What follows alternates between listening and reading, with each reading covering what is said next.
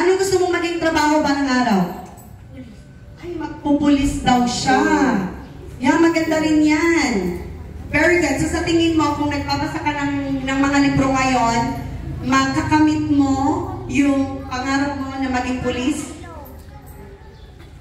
Opo daw. Okay. So, ayun. Thank you so much, Janelle.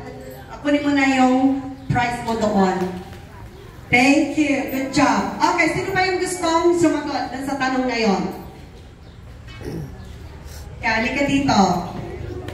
Okay, anong pangalan mo and what's your grade? Grade 4 po. Grade 4 siya, and what's your name? Roberto po. Roberto? Ay, gusto ko. Parang napaka-macho na. Roberto. I like your name. Okay. Okay, sagutin mo yung tanong natin. Ating napakahalagang katanungan. Para malayo po ang malakaran. Oh, I love that! Para daw malayo ang mararating. Palakpakan natin siya. Roberto! Okay. Good job. Okay. Gusto ko yung sagot na yan. Para daw malayo yung mararating natin. So kahapon nagpunta kami sa Unsad Elementary School. Nandun kami sa loob ng library nila. Ang ganda ng library nila kasi ano yun, dinunit ng Itbulaga, yung sa Unsad. Yeah. So maraming mga quotes doon sa wall nila. At isa sa nakasulat doon sa wall nila ay, ang aklat ay parang isang sasakyan. Sabi niya, ano ba yun, parang makakarating ka kung saan-saan. Yeah, something like that. So, I love what he said, na malayo yung mararating natin. So, ang pagbabasa ay para siyang isang sasakyan.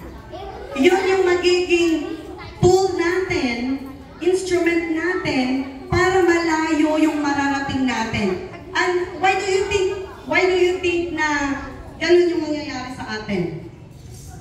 Na kapag nagbabasa tayo, kung saan-saan tayo pwedeng makarating.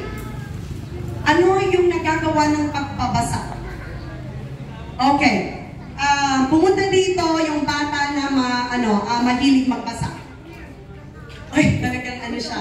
Okay, sandali. Let's give others a chance. Okay, sino dito ang mahilig magbasa? Maski na anong kwento, maski na yung libro ninyo sa school, basta yung nagbabasa lang kayo. Okay, halika. Nag-raise pa siya ng hand? Huwag na kayong mahiya, pwede rin kayo mag-Ilocano. Ilocano akmat Yung maski na ang kasagutan, anything that you feel comfortable na gamitin. Sige na. So, ano yung nagagawa? Okay, let's give an example. So, let's just say na nagbabasa tayo ng libro about ano yung bansa na gusto ninyong mapuntahan someday? Taiwan! Or China daw, sabi niya. China, USA, Colombia daw. Okay. Okay, United States, Vietnam. Okay, so ang daming countries nun, di ba? Japan. Okay. Parang nag-Miss Universe na tayo, Sige. Parang sinong nanood dito ng Miss Universe? Lahat sila, marami sila. Okay. So, kung okay, example, di ba? Sabihin na lang natin United States, di ba? Kasi I think kayong lahat alam niyo kung saan ang United States. So kapag nagbabasa tayo let's say ng libro about United States, so ano yung matututunan natin?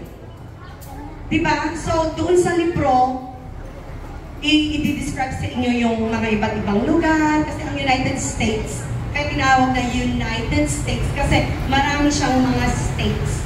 Diba? Utah is just one of those states. So, makikita ninyo doon kung ano yung mga traditions nila, yung culture nila, yung language, yung food. Diba? So, kapag nagbabasa kayo ng libro about a certain country, parang na rin nakapunta na rin kayo doon, diba?